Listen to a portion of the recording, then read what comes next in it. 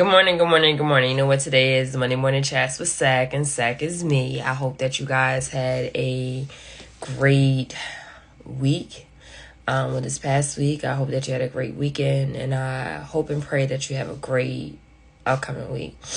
Last week for me was it was great. I was doing so much, but it was great. I got a chance to one connect with my dean of my law school. We had lunch, and it was just so uplifting and very inspiring, and she pretty much just encouraged me to finish my article, which I'm going to do. But she's like, okay, I need you to do more. And so after that conversation, I created a calendar.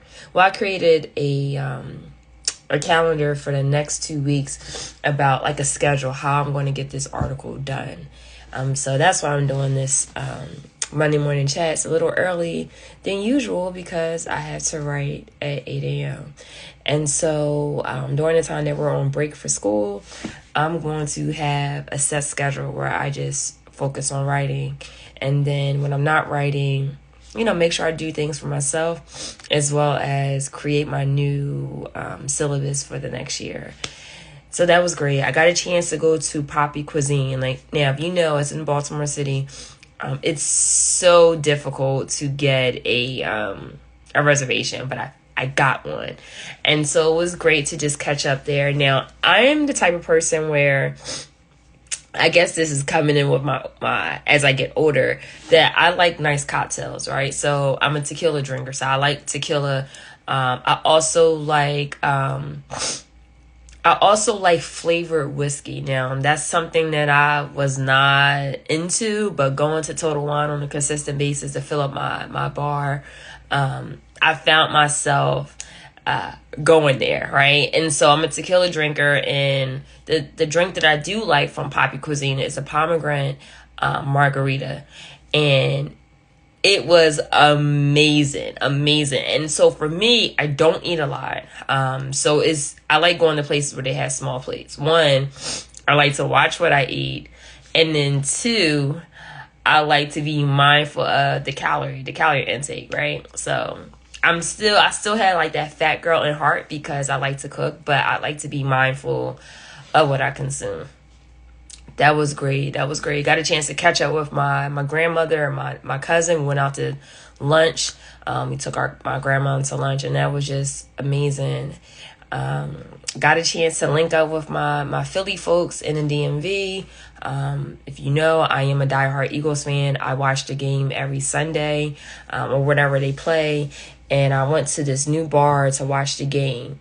And it was just great. It was a Giants fans bar. So I got a chance to meet some Giants fans. Got a chance to meet other Philly Eagles fans there. So it was just amazing. It was just great. But the conversation that I briefly had with my grandmother, and this is something that I've been thinking about for a while. Like, I've always been the bigger person with my family. Just being told like, hey, you're older, or hey, you're very mature. You can handle this. You don't need to say anything. You don't need to respond. Just move forward. And what I told one of my family members this year is that, when you're telling me to be the bigger person, and based on how I know that the person that I know that you are, you're pretty much telling me that my feelings don't matter. It's like, put my feelings to the side and don't worry about it, because I am the older person in the situation, or I'm more mature, or I'm strong. I can handle this. But I'm here to tell you that no matter how strong someone is, they still have feelings. They still hurt. They still cry. And their feelings do matter, right? And so we were talking about that. My grandma was like, baby, you always been a bigger person. You don't have to be anymore. And I was like, gee, baby, thank you. Like, you get it. And I read something this past week, and I also posted this on my stories about, and please excuse me, I do have allergies. I did take my medicine this morning, so hopefully it like clicks in, kick in. But I talked about, I posted something on my story about, and I forgot the name of the IG page that I found this from, but it was just so, it was everything that I needed. And it pretty much said you don't have to be the bigger person. And so if I had to label this, it's two parts. Because I'll talk about my dinner with my girlfriend yesterday. The first part is you don't have to always be the bigger person. It's okay not to care. And the second part is this golden cage. So the first part is you don't have to be the bigger person. You don't have to care about someone else's feelings sometime. And I'm going to tell you why. So when I read this thing on social media, on IG, about you don't have to be the bigger person, it comes in a context where someone that has maybe mistreated you, someone maybe that disrespected you, someone treated you in a way that you found unfair. And it's okay to forgive. I'm all for forgiveness. But what I've learned is that when someone doesn't treat you in a way that you want to be treated, even if you communicate that to them, like, hey, I don't like how when you did this, it's how it made me feel. Or overall, they're just not being a decent human being, right? Because I just think that it's common sense, right? You want to treat people nice. And I don't think that's something that you should have to teach people. Now, you may teach people how to treat you in a way that you want to receive love, but just to be a decent human being, I don't think that's something that you should have to teach people. That's just something that you should know. Now, if you don't know how to be a decent human being, I'm not sure what to tell you. And so with this quote, and it was like a group of different posts behind this, just like the title, like you don't have to be the bigger person. And the one thing that I've learned is, like, for me, I'm an empath. So I can feel when someone's going through things. I can just pay attention and say, this person is off. And if I care, it's a matter of, hey, can I be there? Can I support you? What does support look like for you? Because support will look different for everyone. But what I realized, like, hey, if you don't treat me right, or if I feel like I'm being mistreated by you, I don't have to care about your feelings. Your house can be on fire. You can get hit by a car. I mean, something drastic can happen, and I can make the decision not to care. And I explained that yesterday. I had I do this annual dinner with my a select few girlfriends where we talk about our goals, what we learned for this year, what we're going to do moving forward, and if there's a particular word that we want to use, like our ideal word for the new year. We talk about those things. And I told him, I said, hey, if I'm wrong, let me know. I've learned that when you're going through things, that does not give you the right to mistreat people. If you're grieving, whether you lost someone or maybe you lost a thing, it doesn't have to be like it doesn't necessarily, when you grieve, it necessarily doesn't have to be like a person. It could be a thing, right? Or it could be, a place or something that you no longer have. And I understand that grief comes in waves and everybody grieves differently, but it doesn't give you the right to mistreat people. It just does not. I say all this to say because God tested me the last few weeks. I had someone reach out to me. And I don't think this person mistreated me. This person was just dishonest. And this was from like years ago. This person will find every way to just imagine you block someone. This person will find whatever type of way, like, hey, did you block me? I'm trying to reach out to you. Call me. Hey, can I take you out? I'm like, no, right? So this person will find all type of, different ways to reach out to me. So when people say, oh, I can't get a hold of you, there's ways. Like, if a person really wants to get in contact with you, they can get in contact with you. And this person is prime example, will find all type of ways to get a hold of me, all type of ways. And this person is going through stuff. And I don't know why this person decided to reach out to me to get my emotional support, but I don't have it. I don't have it for this person. And it's not me being mean, but it's just a matter of, I realize that I care. I'm a very caring person. And I realized over the years that I care for people that may not care for me as much, or they didn't show it how I needed to be shown. And I'm like, I'm not giving this out for free. I'm not showing people that I care if you don't deserve it, right? And so for me, what I've learned is that if someone's not treating you right, you don't have to care. You don't have to be the bigger person. That's not being bitter at all, because I'm a very caring. There's people that I would cross mountains for, right? And I still feel this way. But there's some people that I will not. And I just think you got to know who your people are. Like, who's the group? Who's your group that you have? And stick to that. But you don't always have to be the bigger person, right? You don't have to always be the bigger person. The bigger person, like I said in previous videos, the bigger person gets tired. They get tired of not, putting their feelings on the back burner and caring about somebody else's.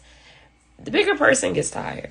And so if you've been mistreated by someone, disrespected, or they treated you in a way that you did not approve, technically it doesn't mean that you don't care about the person, but you don't care about whatever they got going on. You don't care about, you don't have to offer emotional support.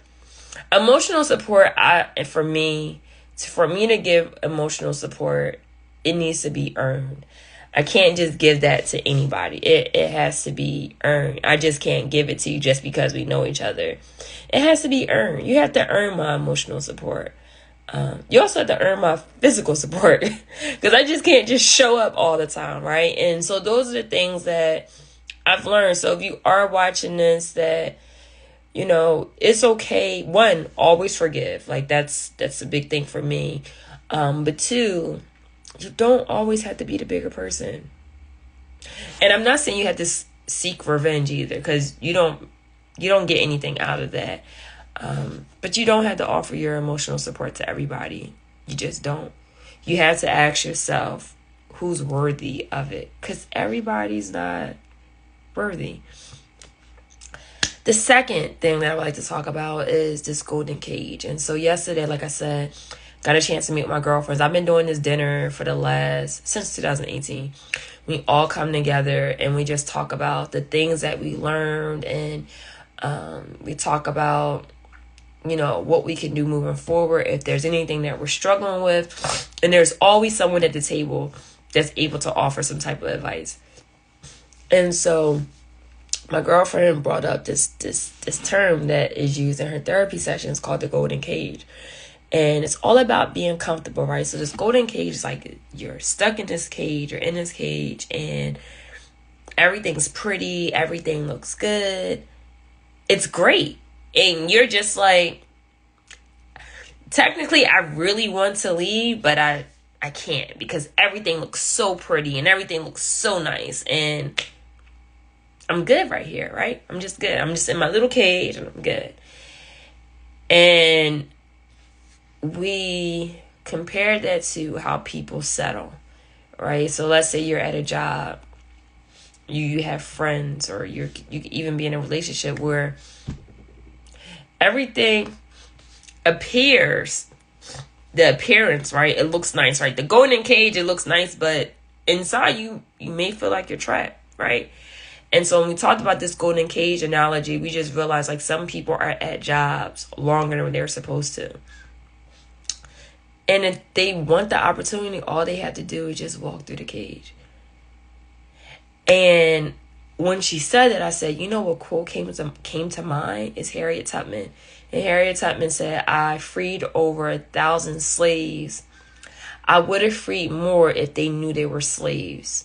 And that resonated with me so much when she was talking about this golden cage analogy. And it's just that some people don't even know that they're trapped, because they're so used to the comfort. They're so used to, this is how it's always been. I'm not ready for change. And I can tell you that when there's things that you want in your life, sometimes you have to be uncomfortable. But how would you know what's on the other side unless you try? And we talked about this idea about having faith. And we talked about this idea about the things that we really want in our life, but you really have to trust God and just know that if you follow him, you will get what your heart desires. If you follow him, you will get whatever your heart desires. Now, I am a Christian, so if you're not Christian, I get that. Or if you have some type of higher being, if you follow that, you can get your heart's desires. And the question is, what's holding you back? Is this idea that you don't know what's on the other side? We don't know. None of us don't know until we get out of our own mind and we just say, hey, let's give it a try. Like, I never understood why some people will work at jobs for 30 years, 40 years, and they could not stand their job. And they look forward to retirement. And then when they retire, they complain while they were at the job. And then when they retire, sometimes they may go back to work. And then when they retire, they think about all the things they should have done while they were employed at this facility or company or whatever they worked at. And I'm just here to tell you that you shouldn't be loyal to any job. You should be loyal to yourself. And we talked about, well, if we are in this golden cage where we feel comfortable and it's like everything looks pretty, right? And it's just like, why leave when I get paid every 2 weeks? Why leave when I have health insurance? Why leave when I really don't have to do work, but I get paid bi-weekly, semi-monthly, or however your pay schedule is? Why leave, right? It's comfortable. It's easy. But are you really learning, or are you really growing? And that's what life is about, to grow and to learn new things, to become a better person. And so we talked about, well, when do you know it's time to leave, right? When do you know? Everyone had their own different answer, but the common answer for everybody was when your mental health is at stake. I know when it's time for me to leave, when I get headaches that I can't control. And no matter how much Tylenol I take, the Tylenol does not stop the pain. It doesn't stop the pain. And so you have to ask yourself, well, when you know that it's time to go and you don't go, like, God will push you out. He'll say, all right, you didn't listen to me. Now you have to go. And now it's not going to be on your terms. It's going to be on my terms. That's what happened to me at one law firm. I remember that I wasn't there for a long time. I was there for like 5 months. And I was like, this place is a shit show and I need to get out of here. Yeah, the pay is good. It's great. But I need to go. And I was like, I'm going to just stack some more of my money. And I'm gonna just head out. And I kept delaying it. And then a lot of things happened. The partner died of the firm. One of the partners died. My mentor, the person that I can go to, right, died. And I was like, damn, if I'm stuck with the other partner, I don't know how this is going to be. And then my stepbrother died a week later. And then that following week, I took off. I went to the funeral and I came back. And the other partner was like, yeah, we're in a financial disarray. And, we want you to stay, but we will have to lay you off. And that was God telling me, sis, you didn't listen to me. Now I'm forcing you out because you didn't listen. And so you got to listen to the signs. And, what we talked about is at the end of the day, you only have one life. And most of our time is spent at the workplace. So why be somewhere majority of your time throughout the week where you're unhappy? You want to be happy going to work. Like, I get excited going to work. Now, don't get me wrong. I don't like all the emails for the listservs. That's a different story for a different day. But I enjoy going to work. I really enjoy it. Like, I already know, like, what I'm going to teach. I already have my lesson plan. If not, I'm going to work on it when I get to my office. Like, I enjoy teaching. Like, I enjoy going to campus. I enjoy interacting with the students. I enjoy just going to campus, walking around, seeing the students like, hey, you got it. Hey, you're amazing. Hey, you're going to do well in your finals. Hey, reach out to me if you have any questions. And I do this for all students, even if they're not taking my class. Like, hey, do you have my number? or well, not my number, because I can't give all the students my number. Like, hey, you have my email? Hey, reach out to me. Hey, are you applying for jobs? Do you have a writing sample? Do you need my help? Hey, what firm did you apply to? Reach out to me. I may know the partner. Let me make sure I do the connection, have the connection for you. Hey, do you need an externship? Hey, you need an internship. I look forward to my job. I look forward to going. I look forward to serving. And that's how I know I'm in my purpose. And then I pray that everyone has that feeling where they enjoy going to work. They enjoy being around people. They look forward to going. They don't look forward just for the weekend for fun. They have fun all the time because part of their job is fun. So if you're in this golden cage, I just want you to know that there's no lock on the cage. You can actually walk out. But walking out is a scary thing because you don't know what's on the opposite side of that cage. You don't know. But you will never know unless you try. But the question is, are you willing to try? Are you willing to say, hey, I want to just take a chance on me, right? I'm going to bet on myself and know that I can do this, right? So we talked about, are you betting on yourself? Are you telling yourself no before other people tell you no? If so, are you going to change it, right? Do you believe that you have what it takes to do exactly what needs to be done? Do you have a plan? Now, it's okay to stay at jobs for years if you like it. But if you don't like it, why are you still there? Is it the money? I'm here to tell you, you can make all the money in the world. But if you're unhappy, that money does not matter. You can make I know people that make almost $1 million a year and they are so unhappy. So think about what you're doing now. Does it bring any type of joy?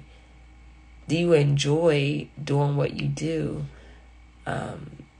And if not, are you willing to make a change? And if you are willing to make a change, when? You should just do it. You should just do it. That's all I have. I hope that this resonated with you. And again, just a recap. You don't always have to be the bigger person. Your feelings do matter. You don't have to provide emotional support to everybody because they're not deserving. And if you're living in this golden cage, I want you to get out. I want you to get out. So this is Monday, so I would like to shout out to all the dope men out there. You are amazing. You are great. You are phenomenal. You are spectacular. You're handsome. You're wonderful. And you're just overall amazing. So if no one didn't tell you that today, I just want to tell you that you are amazing and I see you. I wish that everybody that's listening to this, I hope that you guys have a great Monday. I hope that you have a phenomenal week and just live on purpose. Live on purpose. Take care, guys.